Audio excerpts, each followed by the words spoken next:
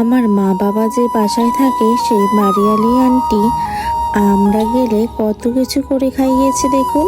সেই আন্টি বলে আমাদের নাকি খুব ভালো লাগে আর আমাদের ছেলে মেয়ে দুটোকেও খুব ভালো লাগে তার।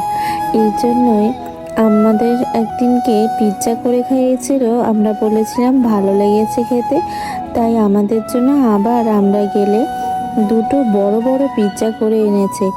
মেয়ে তো খেয়েই বলছে খুব টেস্ট। এখন যে পিৎজাগুলো আমরা খাই সেই পিৎজাগুলো কিন্তু চিজে ভরা থাকে। আর এই যে যে পিৎজা আমরা খাচ্ছি এটা কিন্তু অনেক আগে পাওয়া যেত মেয়োনিজ সস দিয়ে। এইটাই করেছে আন্টি। আর অনেক আগের হলেও সেই পুরনো স্বাদটাও কিন্তু অনেক দামি। আর এই পিৎজাটাও আমাদের খুব ভালো লেগেছে। আর পিৎজার রুটিটাও খুব মজা ছিল, অনেক সফট ছিল। যে দেখুন আমার মেয়েটা কি মজা করেই না খাচ্ছে। তারপর পরে আর একদিন আন্টি আমাদের জন্য কেক বানিয়ে এনেছিল। কেকটাও খুব ভালো ছিল, সব কিছুই স্বাদটা আইসক্রিম স্বাদ লাগছিল, খুব মজা ছিল কেকটা। আর আমার মেয়ে তো কেক পেয়ে খুবই খুশি, কারণ ও কেকের থেকে কেকের ক্রিমটা বেশি পছন্দ করে।